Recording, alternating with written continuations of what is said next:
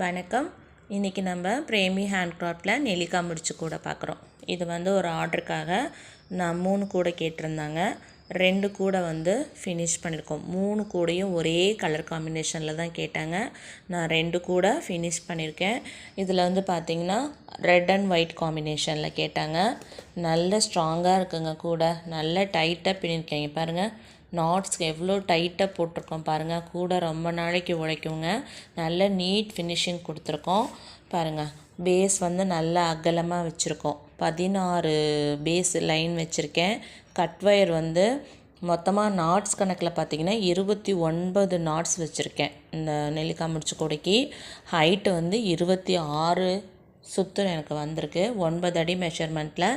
நீங்கள் எப்படி வேணாலும் மாடலுக்கு தகுந்த மாதிரி நீங்கள் கட் ஒயரை மாற்றிக்கலாம். வீடியோ பிடிச்சா லைக் பண்ணுங்கள், ஷேர் பண்ணுங்கள், சப்ஸ்கிரைப் பண்ணுங்கள்.